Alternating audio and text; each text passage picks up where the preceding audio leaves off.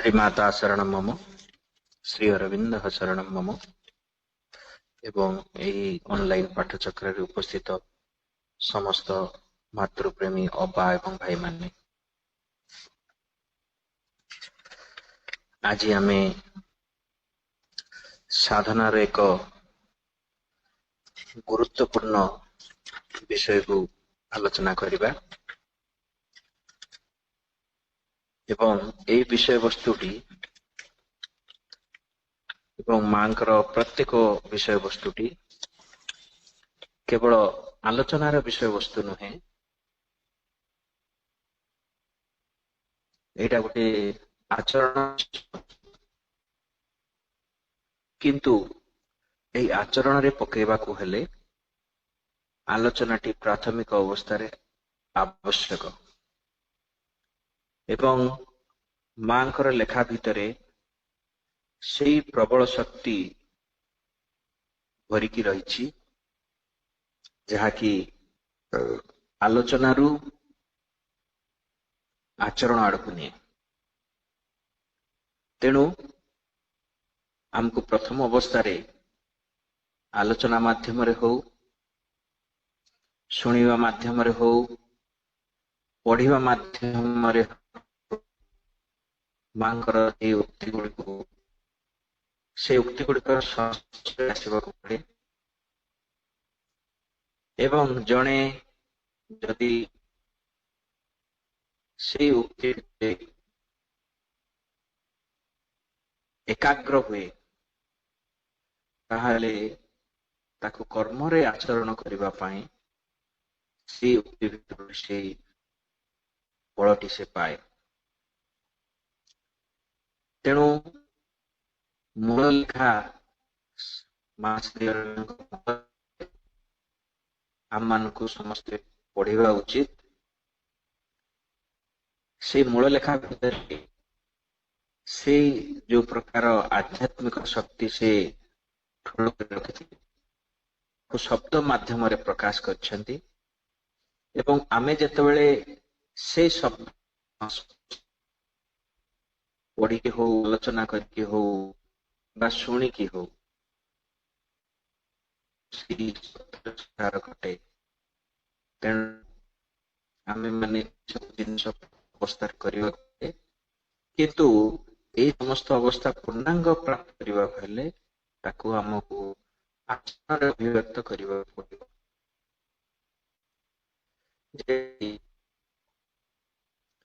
गंजेई गंजेई गंजेई बोली जप कले निशा हुए, गंजेई को पीबा पड़े। ठीक सेमती समस्त जिनिसर उपलब्धि करि परिबा नाही बा तार आम भितरे किसी भावना उद्रेक आसबनी कि अनुभव आचरण। तेणु मां ध्यान प्रार्थना रे से हमको शिक्षी देछि किपरि हुए तो को आमे सेठी आलोचना करिबा। मां कोन करचंती ना ध्यान प्रार्थना आम मान को कहउचंती केतेक व्यक्ति आत्मा को केतेक सेमानक जीवन को केतेक कर्म को प्रत्येक सेमानक अर्थ को भगवान निकट में अर्पण करती। आउ थरे सुनिबा सेमानक आत्मा को केतेक सेमानकर जीवन को केतेक सेमानक कर्म को एवं केतेक सेमानकर अर्थ को भगवान को निकट में अर्पण करती। अति अल्प लोक ही सर्वतो भावे निजको तथा निजर जहा किछि अछि से सबु आत्मा, जीवन, कर्म, अधन संपद को भगवान को ठारे उत्सर्ग करिथांती। एही माने ही भगवानकर यथार्थ संतान। आउ थरे अति अल्प लोक ही सर्वतो भावरे निजको तथा निजर जहा किछि अछि से सबु आत्मा, जीवन, कर्म, अधन संपद को ଭଗବାନଙ୍କ ଠାରେ ଉତ୍ସର୍ଗ କରିଥାନ୍ତି, ଏହି ମାନେ ହିଁ ଭଗବାନଙ୍କର ଯଥାର୍ଥ ସନ୍ତାନ। ଅନ୍ୟମାନେ କିଛି ବି ଦିଅନ୍ତି ନାହିଁ। ଏମାନଙ୍କର ପଦବୀ, କ୍ଷମତା, ଧନ ସମ୍ପତ୍ତି ଯାହା ବି ଥାଉ ନା କାହିଁକି, ଭଗବତ ଉଦ୍ଦେଶ୍ୟ ଦୃଷ୍ଟିରୁ ଏମାନେ ମୂଲ୍ୟହୀନ, ଶୂନ୍ୟ। ଅନ୍ୟମାନେ କିଛି ବି ଦିଅନ୍ତି ନାହିଁ। ଏମାନଙ୍କର ପଦବୀ, କ୍ଷମତା, ଧନ ସମ୍ପତ୍ତି ଯାହା ବି ଥାଉ ନା କାହିଁକି, ଭଗବତ ଉଦ୍ଦେଶ୍ୟ ଦୃଷ୍ଟିରୁ ଏମାନେ ମୂଲ୍ୟହୀନ, ଶୂନ୍ୟ। ତାପରେ ମା ଲେଖୁଛନ୍ତି, ଏହି ଗ୍ରନ୍ଥଟି ସେଇମାନଙ୍କ ନିମିତ୍ତ ଉଦ୍ଦିଷ୍ଟ ଯେଉଁମାନେ ଭଗବାନଙ୍କ ନିକଟରେ ନିଶେଷରେ ଉତ୍ସର୍ଗ କରିବା ନିମିତ୍ତ ଆସ୍ପୃହାଶୀଳ। ତେଣୁ ପ୍ରଥମ ପର୍ଯ୍ୟାୟରେ ହିଁ ଆମ ମା ଆତ୍ମୋତ୍ସର୍ଗର କଣ ଗୁରୁତ୍ୱ ରହିଛି ସାଧନାରେ ଆମ ମାନଙ୍କୁ କହିଦେଇ ଗଲେ। ପୁଣି ମା ଧ୍ୟାନ ପ୍ରାର୍ଥନା 14 ମସିହାରେ କହୁଛନ୍ତି, ହେ ଭଗବାନ, ତୋ ନିକଟରେ ଯେଉଁମାନେ, ପୁଣି ଥରେ କହୁଛି, ହେ ଭଗବାନ, ତୋ ନିକଟରେ ଯେଉଁମାନଙ୍କ ଜୀବନ ସମ୍ପୂର୍ଣ୍ଣ ରୂପେ ନିବେଦିତ, ସେମାନେ ଯେଉଁ ଅନନ୍ତ ସୁଖ ଭୋଗ କରନ୍ତି, ତାହାର ଆସ୍ୱାଦ ମୁଁ ପୂର୍ବରୁ ପାଇଛି। ଏହା କୌଣସି ବାହ୍ୟ ପରିସ୍ଥିତି ଉପରେ ନିର୍ଭର କରେ ନାହିଁ। ଏହା ନିର୍ଭର କରେ ସତ୍ତାର ନିଜର ଅବସ୍ଥା ଉପରେ, ତାର ନ୍ୟୁନାଧିକ ଜ୍ଞାନ ବିକାଶ ଉପରେ। ତ ଦିବ୍ୟ ବିଧାନ ନିକଟରେ ପୂର୍ଣ୍ଣ ଉତ୍ସର୍ଗ ବାହ୍ୟ ଅବସ୍ଥା ଘଟଣାବଳୀ ମଧ୍ୟରେ ପରିବର୍ତ୍ତନ ଅବଶ୍ୟ ହିଁ ଆଣେ, କିନ୍ତୁ ଏହାର ଅର୍ଥ ନୁହେଁ ଯେ ସେଇ ଅବସ୍ଥା ରାଶି ହିଁ ପୂର୍ଣ୍ଣ ଉତ୍ସର୍ଗକୁ ନେଇ ଆସେ ବା ତାହାକୁ ପ୍ରକାଶ କରେ। ମୁଁ କହିବାକୁ ଚାହେଁ, ବିଶେଷ କୌଣସି ଅବସ୍ଥା ମଧ୍ୟରେ ଯେ ତୋର ଦିବ୍ୟ ବିଧାନ ପ୍ରକାଶ ପାଏ ତା ନୁହେଁ। ସେ ଅବସ୍ଥା ସକଳଙ୍କ ପକ୍ଷେ ସମାନ। ପ୍ରତ୍ୟେକଙ୍କ ପାଇଁ ଏହି ପ୍ରକାଶ ପୃଥକ। ପ୍ରତ୍ୟେକର ପ୍ରବୃତ୍ତି ଅନୁସାରେ, ଅର୍ଥାତ୍ ସ୍ଥୂଳ ଜୀବନରେ ସେହି ସମୟ ପାଇଁ ତା ଉପରେ ଯେଉଁ କର୍ମଭାର ନ୍ୟସ୍ତ ଥାଏ ତାର ପ୍ରୟୋଜନ ଅନୁସାରେ। କିନ୍ତୁ ଯାହା ଅପରିବର୍ତ୍ତନୀୟ ଓ ସର୍ବବ୍ୟାପୀ, ତାହା ହେଲା ସେଇ ପ୍ରସନ୍ନ ଶାନ୍ତି, ସେଇ ଜ୍ୟୋତିର୍ମୟ ଅକ୍ଷୟ ଅନାବିଳ ସ୍ଥିରତା, ଯାହାକୁ କେବଳ ସେଇମାନେ ହିଁ ଲାଭ କରନ୍ତି ଯେଉଁମାନେ ତୋ ନିକଟରେ ନିଜକୁ ସମ୍ପୂର୍ଣ୍ଣ ରୂପେ ଉତ୍ସର୍ଗ କରିଦେଇଛନ୍ତି ଓ ଯେଉଁମାନଙ୍କ ମଧ୍ୟରେ କୌଣସି ଅନ୍ଧକାର, ଅଜ୍ଞାନ, କୌଣସି ଅହଙ୍ଗତ ଆସକ୍ତି ବା ଅସଦିଚ୍ଛା ଆଉ ନାହିଁ। ହେ ପ୍ରଭୁ, ବିଶ୍ୱରେ ସମସ୍ତେ ଯେପରି ସେଇ ଦିବ୍ୟ ଶକ୍ତି ପ୍ରତି ଜାଗୃତ ହୁଅନ୍ତି। ପୁଣି ଥରେ ମୁଁ କହିଦେଉଛି, କିନ୍ତୁ ଯାହା ଅପରିବର୍ତ୍ତନୀୟ ଓ ସର୍ବବ୍ୟାପୀ, ତାହା ହେଲା ସେଇ ପ୍ରସନ୍ନ ଶାନ୍ତି ଓ ସେଇ ଜ୍ୟୋତିର୍ମୟ ଅକ୍ଷୟ ଅନାବିଳ ସ୍ଥିରତା, ଯାହାକୁ କେବଳ ସେଇମାନେ ହିଁ ଲାଭ କରନ୍ତି ଯେଉଁମାନେ ତୋ ନିକଟରେ ନିଜକୁ ସମ୍ପୂର୍ଣ୍ଣ ରୂପେ ଉତ୍ସର୍ଗ କରିଦେଇଛନ୍ତି, ଯେଉଁମାନଙ୍କ ମଧ୍ୟରେ କୌଣସି ଅନ୍ଧକାର, ଅଜ୍ଞାନ, କୌଣସି ଅହଙ୍ଗତ ଆସକ୍ତି ବା ଅସଦିଚ୍ଛା ହେଉ ନାହିଁ। ହେ ପ୍ରଭୁ, ବିଶ୍ୱରେ ସମସ୍ତେ ଯେପରି ସେ ଦିବ୍ୟ ଶକ୍ତି ପ୍ରତି ଜାଗ୍ରତ ହୁଅନ୍ତି। ମା ଧ୍ୟାନ ପ୍ରାର୍ଥନାରେ କହିଲେ, ସେଇମାନେ କେବଳ ଏହାକୁ ଲାଭ କରିବେ, ସେଇ ପ୍ରସନ୍ନ ଶାନ୍ତି ଏବଂ ଜ୍ୟୋତିର୍ମୟ ଅକ୍ଷୟ ଅନାବିଳ ସ୍ଥିରତାକୁ ଯେଉଁମାନେ ସମ୍ପୂର୍ଣ୍ଣ ଆତ୍ମୋତ୍ସର୍ଗ କରିଥିବେ ମାଙ୍କ ଉଦ୍ଦେଶ୍ୟରେ। ତେଣୁ ଶ୍ରୀ ଅରବିନ୍ଦ ମାଙ୍କୁ କହୁଛନ୍ତି, ଯଦି ମଣିଷ ମାନେ ବୁଝିପାରିବେ, ସେମାନେ ଯଦି ଜାଣିପାରିବେ, ଶିଖିପାରିବେ, ନେବା ବଦଳରେ ଦେବାରେ ଯୋଉ ଆନନ୍ଦ ଅଛି ତାକୁ ଯଦି ସେମାନେ ବୁଝିପାରିବେ, ତାହେଲେ ସେମାନେ ଧୀରେ ଧୀରେ ନିଜକୁ ଭୁଲିବାକୁ ଆରମ୍ଭ କରିବେ। ସେମାନେ ଜାଣିବେ ପ୍ରକୃତ ଶାନ୍ତି ପାଇବାକୁ ହେଲେ ପଡିବ। ଆମେ ସମସ୍ତେ शांति चाहूं निजकु रखी किंतु शांति आसीबो सेही समय जेतेबेले निजकु संपूर्ण भाव भूली जाऊ से समय शांति आम जीवन रे आसे आम जीवन रे से प्रकार आनंद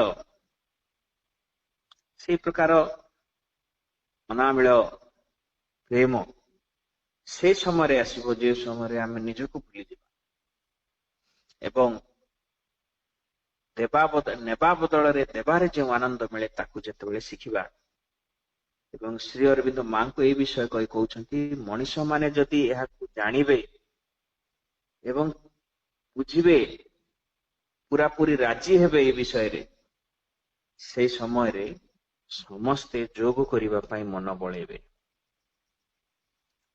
तेणु जोगर अर्थ मिलित हेबा एवं मिलित हेबाटा सेतेबेले संभव हुए जेतेबेले जणे भगवान को निजर सबु किछि देई दिए से समय रे ही से मिलित हेबा तो आमे माने आलोचना करिथिले ए सब संभव हबो केतेबेले जेतेबेले साधनार गोटे गुरुत्वपूर्ण अंग होउची समर्पण जणे जेतेबेले समर्पण करिबा आरंभ करे माइठी कहउछंती समर्पण अर्थ गोटे निष्पत्ति कि जीवनर समस्त दायित्व भगवान को मु देई देबी ए प्रकार निष्पत्ति समर्पण जेतेबेले एई जणे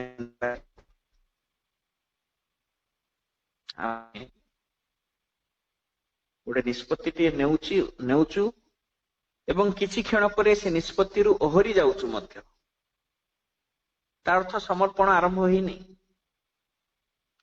जेतेबेले आमे से निष्पत्ति रे स्थिर होइकी रहउछु सब बेले से गोटे ही हमर निष्पत्ति रहउची मो जीवनर दायित्व मु भगवान को देबी एवं एई सब दायित्व एई सब निज दायित्व भगवान को देबा सेई कामटी स्वतःपूर्त भाବରେ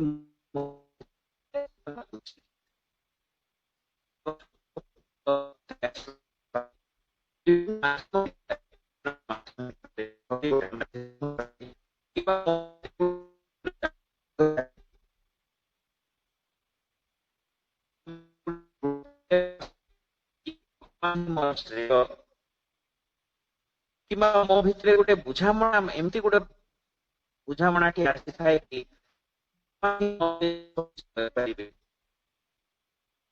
किंबा गोटे स्वतःपूर्त भगवान ही मोर सबू करिपारिबे मो भगवान ठु आछि तेणु तांको ही मो निजको अर्पण करदेबा तो एई निष्पत्ति आसी सारला परे आउ गोटे साधना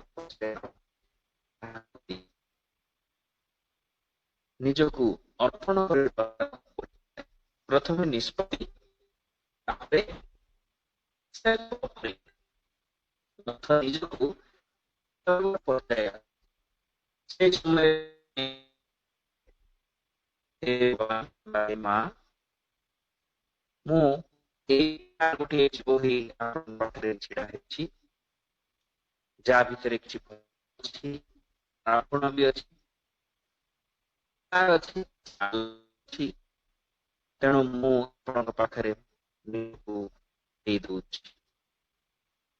तेणु मो उत्थान एवं पतन सब किछि तुम पाखरे अर्पण करुछि मो भितरे थिबा जेते कामना वासना सब किछि तुम करुछि तो समर्पण अर्थ नुहे जे मु पूरा पूरी सुंदर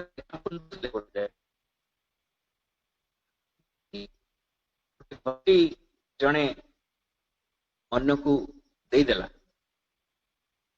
ताहले केवल घर तार हैला नहीं घर भितरे थिबा असरपा झिटिपिटी कीट पतंग पिंपुड़ी सब किछि तार हो गले। ठीक सेमिति मु जेतेबेले मु निजको देइदबार निष्पत्ति नेली से समय थिला बेले मो भितरे थिबा सुगुण अवगुण मो भितरे थिबा कामना वासना समस्त किछि तांको पाखरे समर्पित हो जिबा उचित। एवं एही सेल्फ ऑफरिंग एही स्वतंत्र भाବରେ ଚାଲିଥାଏ। ତାପରେ ତାର ଗୋଟେ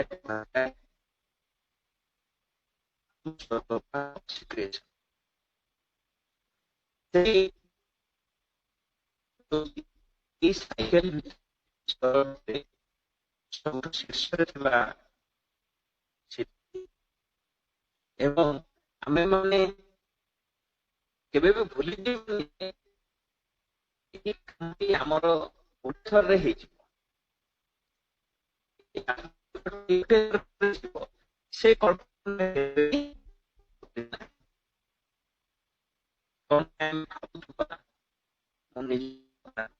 କରିଦେଲି କିନ୍ତୁ ଆମେ ଟିକେ ଭଲ ଅବଲୋକନ କରିବା ତାହେଲେ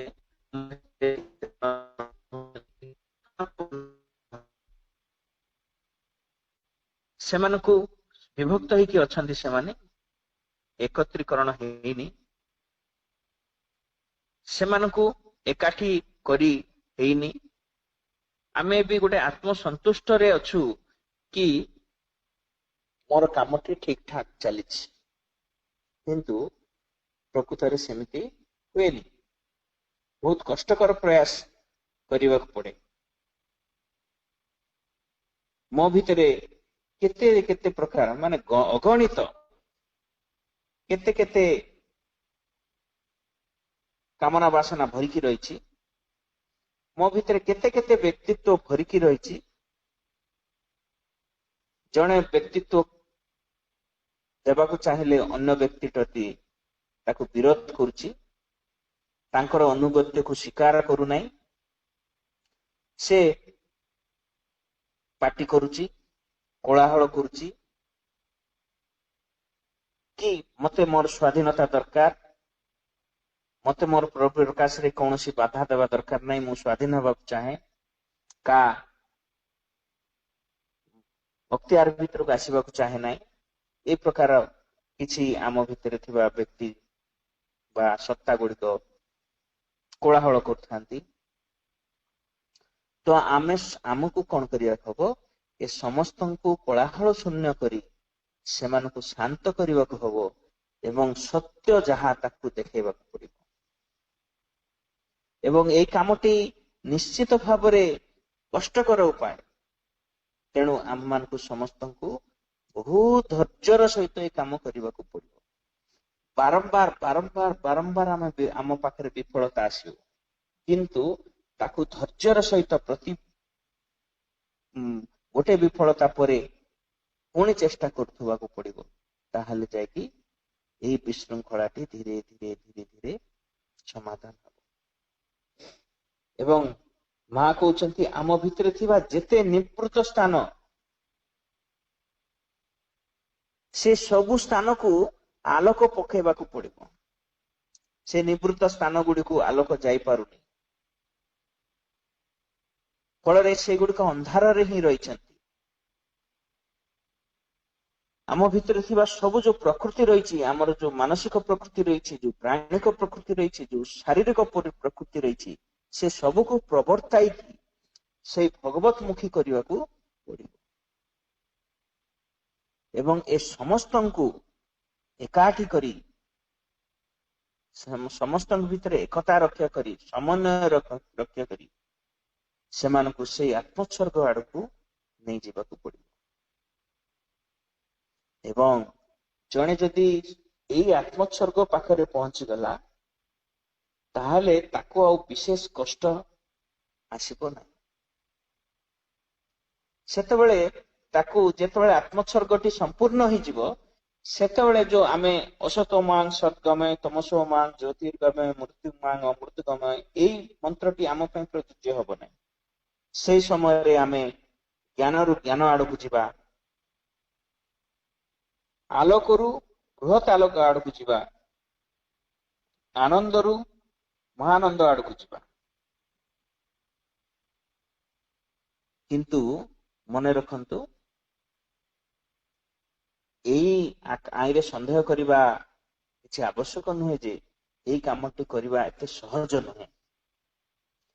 କିନ୍ତୁ ସହଜ ସେତେବେଳେ ହବ ଆମ୍ଭମାନଙ୍କର ପ୍ରଚେଷ୍ଟା ଯଦି ଥିବ, ତାହେଲେ ମାଙ୍କର ଗ୍ରେସଟି ଆମ ପାଖରେ କାମ କରିବ ଏବଂ ଆମ କାମ ସହଜରେ ଆମେ ପାଇପାରିବା। ମାଙ୍କର କଥା ରହିଛି, ଜଣେ ଯଦି ଚେଷ୍ଟା କରୁଛି ଗୋଟେ ଆଗଉଛି, ତାହେଲେ ମାଙ୍କ ଗ୍ରେସ ତା ପଛରେ ରହିଛି ତାକୁ 10 ପାଦ ଆଗକୁ ନେବା ପାଇଁ। ଗୋଟେ ଛୋଟ ଉଦାହରଣ ଦେଲେ ବୁଝି ହବ।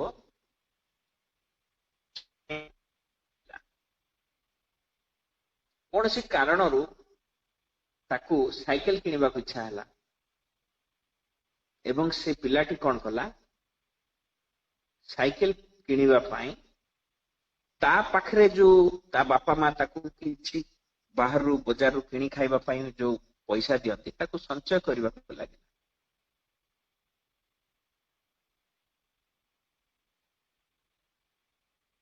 ସାଇକେଲର ଦାମ 4-5 ହଜାର ଟଙ୍କା ହେଇପାରେ ଏବଂ ସେ ପିଲାଟି ଯେତେବେଳେ ସଞ୍ଚୟ କରୁଛି, ତାହେଲେ ସେ ସଞ୍ଚୟ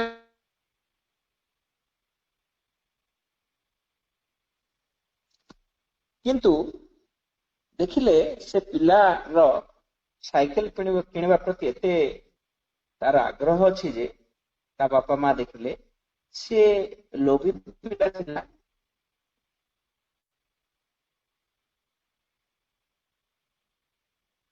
ଜମଉଛି। ତେଣୁ ତା ମା ବାପାର ହୃଦୟ ତଳିଗଲା।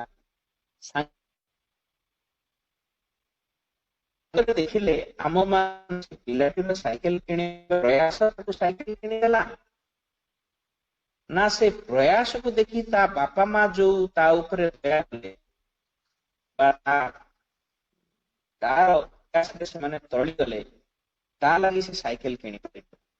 ଠିକ ସେମାନେ ଯଦି ସିନସିୟରଲି ଏ କାମ ଭାବରେ ଏ କାମଟି କରିପାରିବା, ମାଙ୍କ କୃପା ଆମ୍ଭମାନଙ୍କୁ ଅତି ଆଗକୁ ନେବ। ଏବଂ କାହାକୁ କେତେ ସମୟ ଲାଗିବ ଏଇ କାମ କରିବା ପାଇଁ, ସେଇଟା ସେ ବ୍ୟକ୍ତିର ପ୍ରୟାସ ଉପରେ ନିର୍ଭର କରେ। ସେ କେତେ ଆନ୍ତରିକ ଭାବରେ ପ୍ରୟାସ କରୁଛି ତା ଉପରେ ତାହା ନିର୍ଭର କରେ। ତେଣୁ ସବୁ କିଛି ନିର୍ଭର କରୁଛି ଆମ୍ଭମାନଙ୍କର ଯୋଉ ସେ କାମ କରିବା ପାଇଁ ଯୋଉ ସଂକଳ୍ପଟିଏ ନେଇଛୁ, ସେଇ ସଂକଳ୍ପ ହଉଛି ଅସଲ ଚାବିକାଠି। ସେଇ ସଂକଳ୍ପ ମାଧ୍ୟମରେ ଆମେ ଯେତେ ଷ୍ଟ୍ରଙ୍ଗଲି ସଂକଳ୍ପ ନେଇପାରିଲା, ଯେତେ ଶକ୍ତିଶାଳୀ ସଂକଳ୍ପଟି ନେଇପାରିଲା, ସେ ସେତେ ଶୀଘ୍ର ତାର କାମଟି କରିପାରିବ। ତେଣୁ ସଂକଳ୍ପ ହଉଛି ଏଠି ଅସଲ ଚାବିକାଠି। ତେଣୁ ଆମେ ଏଇ ଆମ ସତ୍ତା ଗୁଡ଼ିକର ଏକତ୍ରୀକରଣ କେମିତି କରିବା, କୋଉ ପାଖରେ କରିବା, ତାହା ମଧ୍ୟ ଆମକୁ ଜାଣିବାକୁ ପଡିବ। ଏଠି ମା କହୁଛନ୍ତି ଆମ ଭିତରେ ଗୋଟିଏ ଭଗବାନଙ୍କର ମନ୍ଦିରଟିଏ ଅଛି। ଆମେ ମାନେ ମନ୍ଦିରକୁ ଯାଉଛୁ। ଭାଇ ପ୍ରତାପ ଭାଇ, ହଁ ହଁ ଭାଇ ଆପଣଙ୍କ କଥାଟା ଟିକେ ମଝିରେ ମଝିରେ କଟି କଟି ଯାଉଛି, କ୍ଲିୟର ହଉନି ସାଉଣ୍ଡ। ଆଚ୍ଛା ଆଚ୍ଛା, ଆଜ୍ଞା। ମୁଁ ଟିକେ ବାହାରକୁ ଯାଉଛି, ନହେଲେ ଦେଖିବା। ହଁ ହଁ ଭାଇ, ଟିକେ ଚେଞ୍ଜ କରିଦିଅନ୍ତୁ ପ୍ଲିଜ।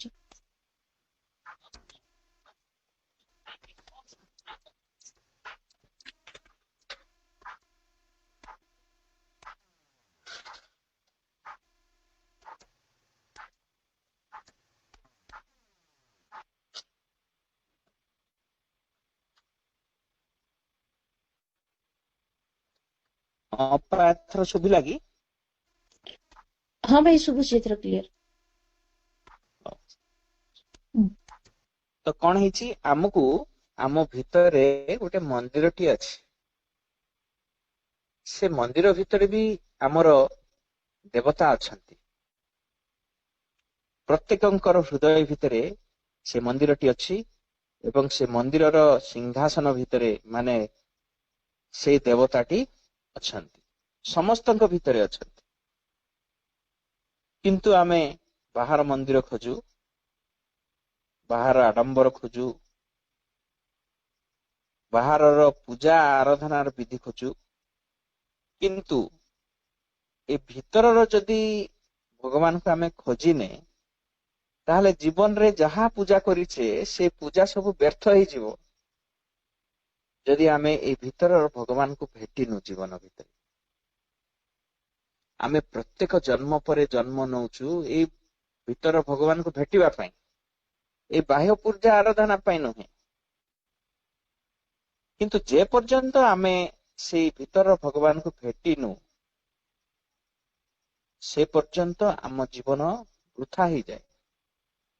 ଯେମିତି ଜୀବନରେ ଯାହା କିଛି ଆମେ ସଫଳତା ବିଫଳତା ପାଇଛେ, ସେଇ ବିଫଳତା ଗୁଡିକ ଆମ ପାଇଁ ବିଫଳତା ନୁହନ୍ତି, ଗୋଟିଏ ଗୋଟିଏ ଅନୁଭୂତି, ଗୋଟେ ଏକ୍ସପେରିଏନ୍ସ।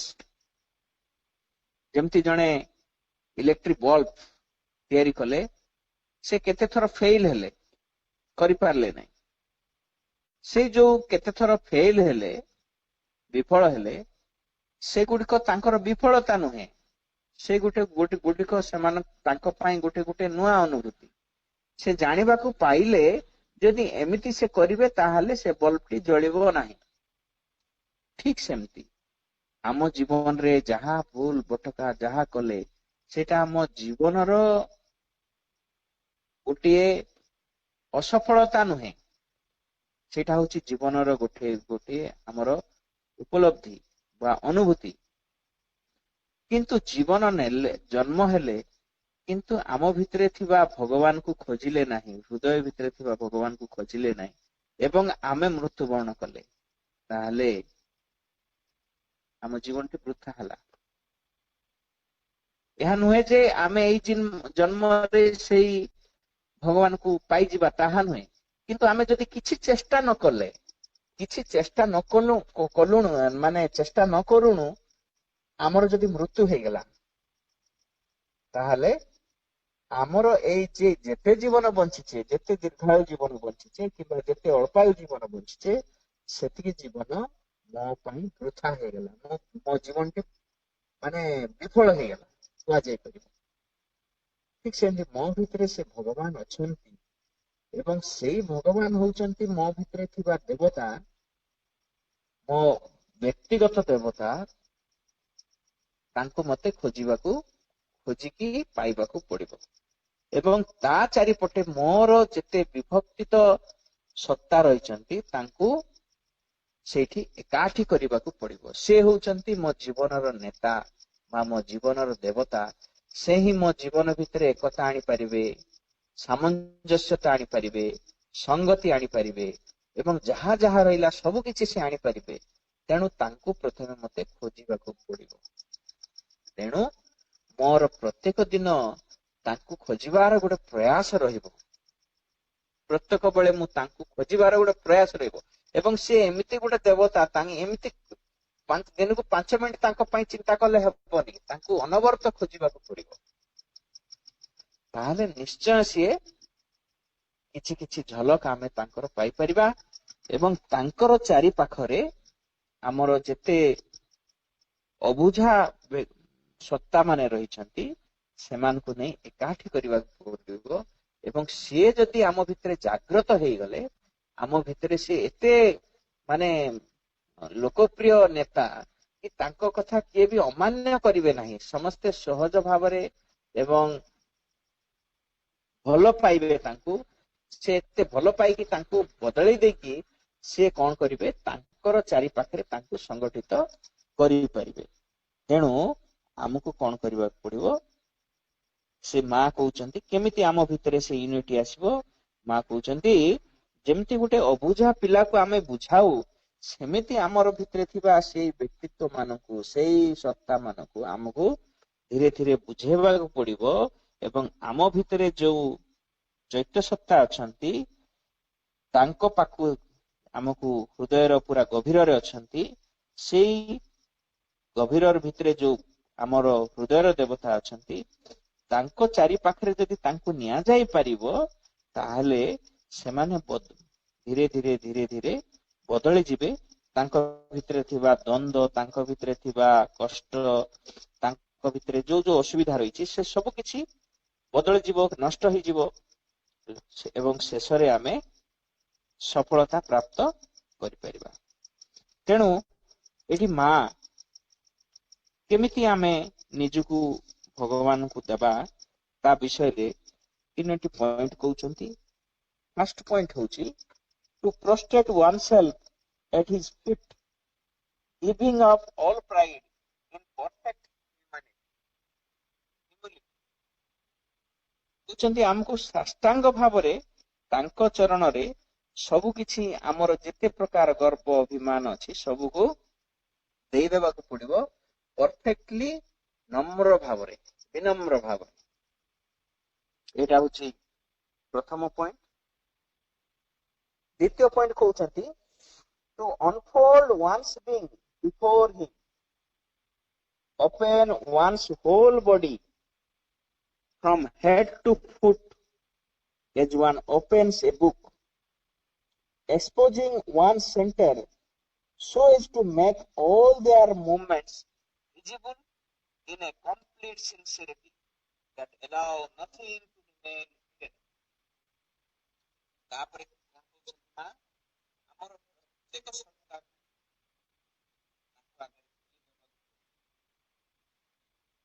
ଯେ ପାଦଠୁ ମୁଣ୍ଡ ପର୍ଯ୍ୟନ୍ତ, ଯେମିତି ଆମେ ଭା- ଭାଇ ଆପଣଙ୍କ ପୃଷ୍ଠା କଥା ପରେ ପୃଷ୍ଠା। ଶୁଭୁନି। ହ୍ୟାଲୋ, ଏବେ ବି ଶୁଭୁନି ଅପା? ହଁ ଏବେ ଶୁଭିଲା। ମଝିରେ ମଝିରେ ନେଟୱାର୍କ ଟିକେ ମାନେ ପ୍ରୋବ୍ଲେମ ହଉଛି। To unfold one's being before him, opens one's whole body from head to foot as one opens a book, exposing one's centers so as to make all their movements visible in a complete sincerity that allow nothing to remain hidden। ମା କହୁଛନ୍ତି ଆମକୁ କଣ କରିବାକୁ ପଡିବ, ତାଙ୍କ ପାଖରେ, ହିମ୍ ମାନେ ବଡ ଏଚ୍ ହିମ୍, ତାଙ୍କ ପାଖରେ ଆମର ସମସ୍ତ ସତ୍ତାକୁ ଆମ ଶରୀରର ପାଦରୁ ମୁଣ୍ଡ ପର୍ଯ୍ୟନ୍ତ, ଯେମିତି ଆମେ ଗୋଟେ ବହିକୁ ଖୋଲି ଦଉ ସେହିପରି, ଏବଂ ଆମର ଭିତରେ ଥିବା ସମସ୍ତ କେନ୍ଦ୍ରକୁ, ସମସ୍ତ କେନ୍ଦ୍ରର ଯୋଉ କାର୍ଯ୍ୟକଳାପ ଚାଲିଛି, ସେ କାର୍ଯ୍ୟକଳାପକୁ ସମ୍ପୂର୍ଣ୍ଣ ଭାବରେ ତାଙ୍କ ପାଖରେ କଣ କରିବାକୁ ପଡିବ ନା, ସବୁ ଖୋଲିକି ସେ ଯେମିତି ଦେଖିପାରିବେ, ସେମିତି କିଛି ବି ଲୁଚେଇବାକୁ ହବ ନାହିଁ। ଅଳ୍ପ ବି କିଛି ଜିନିଷ ବି ଲୁଚେଇବାକୁ ହବନି। ଯଦି ଲୁଚେଇବା, ତାହେଲେ ସେସବୁ କିଛି ବି ଆମର ସେମିତି ମାନେ କିଛି ପରିବର୍ତ୍ତନ ନ ହେଇ ସେମିତି ରହିଯିବେ। ଆମେ ଦୁର୍ଯ୍ୟୋଧନ କଥା ମନେ ରଖିଥିବା, ତାଙ୍କ ମା କହିଥିଲେ ପୁରା ମାନେ ଅଣ୍ଡ୍ରେସ୍ ହେଇକି ଆସ, ମାନେ ଏପରି ଆସ ଯେମିତି ମୋର ଶରୀରର ପାଦରୁ ମୁଣ୍ଡ ପର୍ଯ୍ୟନ୍ତ ସବୁ କିଛି ମୁଁ ତୁମକୁ ଦେଖିପାରେ। କିନ୍ତୁ ସେ ଗଲେ କଣ, କୃଷ୍ଣଙ୍କ ଲୀଳା ଅନୁସାରେ ସେ ଗଲେ କିଛି ଲୁଚେଇକି ଗଲେ, ଏବଂ ଯାହା ଲୁଚେଇଲେ ତାହା ସେମିତି ରହିଲା, ଏବଂ ଯାହା ସେ ମାଙ୍କୁ ଦେଖେଇ ଦେଲେ ସବୁ କିଛି ପରିବର୍ତ୍ତନ ହେଇଗଲା, ଗୋଟେ ଦୃଢ କବଚରେ ପରିଣତ ହେଇଗଲା। ସବୁ କଣ ହେଲା ନା, ସେମିତି ଅପରିବର୍ତ୍ତନୀୟ ହେଇକି ରହିଗଲା। ତେଣୁ ଆମ୍ଭ ମାନଙ୍କୁ କଣ କରିବାକୁ ପଡିବ, ଯଦି କିଛି ପରିବର୍ତ୍ତନ ଆମେ ଚାହୁଁ, ତାହେଲେ ଆମ ସମସ୍ତ କିଛି କରିବାକୁ ପଡିବ ଆନ୍ତରିକତା ସହିତ, ଦେଖେଇଦେବାକୁ ପଡିବ, କୌଣସି କଥା ଲୁଚେଇବାକୁ ପଡିବ। ତୃତୀୟ ଷ୍ଟେପ କହୁଛନ୍ତି to nurture in him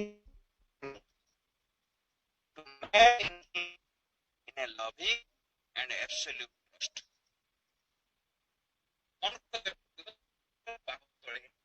ଆରାମରେ ସବୁ କିଛି ଦେବ, ତାଙ୍କ ଭିତରେ ମିଶିଯିବ।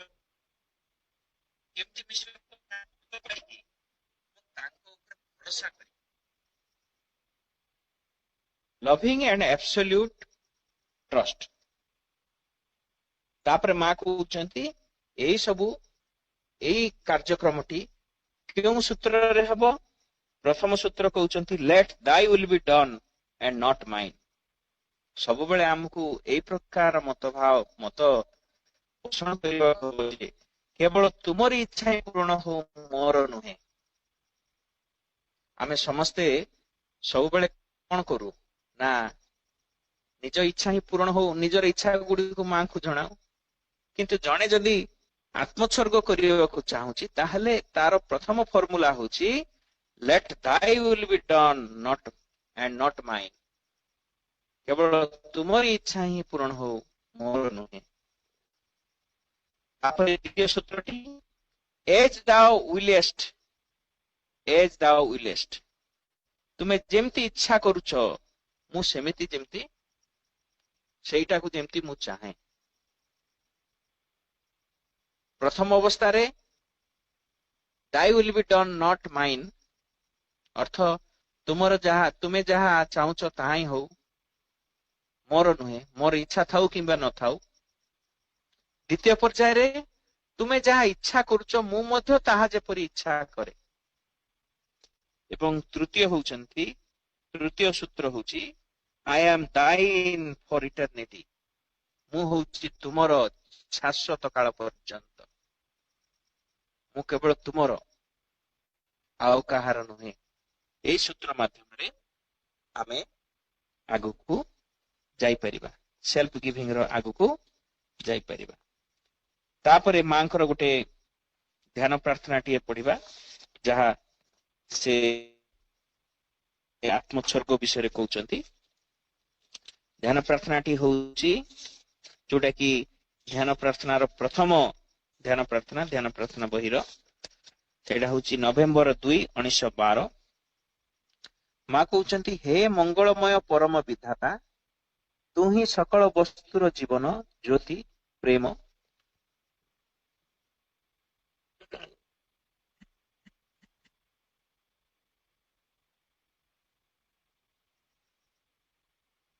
ହେ ମଙ୍ଗଳମୟ ପରମ ବିଧାତା, ତୁ ହିଁ ସକଳ ବସ୍ତୁର ଜୀବନ, ଜ୍ୟୋତି ଓ ପ୍ରେମ।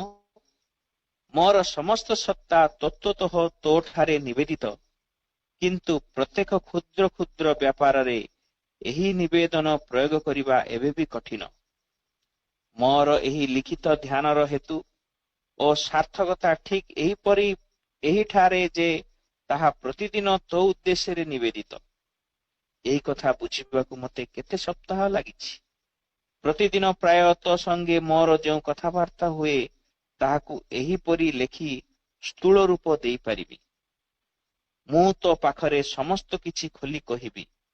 ଏହି ବିଶ୍ୱାସ ସହ ନୁହେଁ ଯେ ମୁଁ ତୋତେ ନୂତନ କିଛି କହିପାରିବି, କାରଣ ତୁ ହିଁ ସମସ୍ତ ବସ୍ତୁ, କିନ୍ତୁ ଏହି ସକାଶେ ଯେ ଆମ୍ଭମାନଙ୍କର ବୁଝିବାର ଓ ଦେଖିବାର ଯେଉଁ ବହୁମୁଖୀ କୃତ୍ରିମ ଉପାୟ ତାହା ତୋ ପାଖରେ ଅପରିଚିତ। ଯଦି ଏପରି କହିବା ସମ୍ଭବ ହୁଏ ତାହା ତୋ ପ୍ରକୃତିର ବିପରୀତ। ତେବେ ଯେତେବେଳେ ମୁଁ ତୋ ଆଡକୁ ଫେରିବି, ଏହି ସବୁ ବସ୍ତୁ ଦେଖିବା ସମୟରେ ଯେତେବେଳେ ମୁଁ ତୋ ଆଲୋକରେ ନିଜକୁ ଅଭିଷିକ୍ତ କରିବି, ସେତେବେଳେ କ୍ରମଶଃ ସେ ସବୁ ତାହାର ଯଥାର୍ଥ ସ୍ୱରୂପରେ ଯାହା ତାହା ହିଁ ଦେଖିପାରିବି। ଶେଷରେ ଏପରି ଏକ ଦିନ ଆସିବ, ମୁଁ ତୋ ସଙ୍ଗେ ସମ୍ପୂର୍ଣ୍ଣ ଏକ ହୋଇଯିବି। ସେତେବେଳେ ମୋର ତୋତେ କିଛି କହିବାର ନଥିବ, କାରଣ ମୁଁ ହୋଇଯିବି ତୁ। ଠିକ୍ ଏହି ଲକ୍ଷ୍ୟରେ ମୁଁ ପହଞ୍ଚିବାକୁ ଚାହେଁ। ଠିକ୍ ଏହି ବିଜୟ ହାସଲ କରିବା ନିମିତ୍ତ ମୋର ସକଳ ପ୍ରୟାସ ଅଧିକରୁ ଅଧିକ ଚାଲିବ। ମୁଁ ସେହି ଦିନ ନିମିତ୍ତ ଅଭିପ୍ସା କରୁଛି। ସେହି ଦିନ ମୁଁ ଆଉ ମୁଁ ବୋଲି କହିବି ନାହିଁ, କାରଣ ମୁଁ ହୋଇଯିବି ତୁ। ଦିନରେ କେତେଥର ଆଜି ପର୍ଯ୍ୟନ୍ତ ବି ତୋତେ ସମର୍ପଣ ନକରି ମୁଁ କାର୍ଯ୍ୟ କରୁଛି। ସେଥିପାଇଁ ହଠାତ୍ ନିଜ ଭିତରେ କିପରି ବୋଧ କରେ ଗୋଟେ ଅଜ୍ଞାତ ଅସ୍ୱସ୍ତି, ଯାହା ମୋ ଶରୀରରେ ପ୍ରକାଶିତ ହୁଏ ହୃଦୟର ଖେଦ ଦ୍ୱାରା। ସେତେବେଳେ ମୁଁ କାର୍ଯ୍ୟଟିକୁ ନିଜଠାରୁ ପୃଥକ କରି ସମ୍ମୁଖରେ ରଖେ, ଆଉ ତାହା ମନେ ହୁଏ ଯେପରି ହାସ୍ୟସ୍କର, ବାଳଚିତ ତଥା ଦୋଷଯୁକ୍ତ। ସେଥିପାଇଁ ଦୁଃଖ ହୁଏ, ମୁହୂର୍ତ୍ତକ ପାଇଁ ବିଷର୍ଣ୍ଣ ହୋଇପଡ଼େ। ତାପରେ ଯେବେ ମୁଁ ତୋ ମଧ୍ୟରେ ଡୁବିଯାଏ ଓ ଶିଶୁର ନିର୍ଭରତା ସହ ଯେବେ ମୁଁ ନିଜକୁ ତୋ ମଧ୍ୟରେ ହରାଇ ଦିଏ, ଅପେକ୍ଷା କରେ ତୋଠାରୁ ପ୍ରୟୋଜନୀୟ ପ୍ରେରଣା ଓ ସାମର୍ଥ୍ୟ ପାଇବାକୁ, ମୋ ଭିତରର ଓ ମୋ ଚାରିପାଖର ଭ୍ରମ ସଂଶୋଧନ କରିବାକୁ। ଯେଉଁ ଦୁଇଟି ବିଷୟ ଏକ ହିଁ ବସ୍ତୁ, କାରଣ ବର୍ତ୍ତମାନ ମୁଁ ସୁସ୍ପଷ୍ଟ ଓ ନିରବିଚ୍ଛିନ୍ନ ଭାବରେ ଦେଖିପାରୁଛି ଯେ ବିଶ୍ୱବ୍ୟାପୀ ଐକ୍ୟ ହିଁ ସକଳ କ୍ରିୟାବଳୀ ମଧ୍ୟରେ ପାରସ୍ପରିକ ଏକାନ୍ତ ନିର୍ଭରତା ନିର୍ଣ୍ଣୟ କରିଦେଇଛି। ଏତେ ସୁନ୍ଦର ପ୍ରାର୍ଥନାଟିଏ ଆମମାନେ ଦେଖିବା। ମା ଯୋଉ ଆମେ ଏଇ ତିନୋଟି ସୂତ୍ର ପଢିଲେ, ସେ ସୂତ୍ର ସହିତ ଆର ସାମଞ୍ଜସ୍ୟତା ରହିଛି। ମା କିପରି ନିଜକୁ ଭଗବାନଙ୍କ ପାଖରେ ନିବେଦିତ କରିଦଉଛନ୍ତି, ଏବଂ କଣ ପାଇଁ ନିବେଦିତ କରିଦଉଛନ୍ତି ନା ମୁଁ ହୋଇଯିବି ତୁ। ଯୋଉ ଏଇଠି ମା ଆମକୁ କହିଲେ ତୃତୀୟ ସୂତ୍ରରେ, I M ଦାଇନ୍ for the eternity, ସେଇଟା ହେବାକୁ ଆମକୁ ପଡିବ। ଏବଂ ଆଜି ତ ଆମ ମାନଙ୍କର ସମୟ ହେଇଯାଇଛି ଏବଂ ଏଇ କିଛି ଯାନ୍ତ୍ରିକ ତ୍ରୁଟି ଯୋଗୁ କିଛି ଅସୁବିଧା ମଧ୍ୟ ହେଇଛି, କିନ୍ତୁ ସବୁ କିଛି ସେଇ ମାଙ୍କ ପାଖରେ ଅର୍ପଣ କରି ଆଜିର ଆଲୋଚନାଟିକୁ ଏଇଠି ରଖିବା। ବନ୍ଦେ ମାତରମ୍।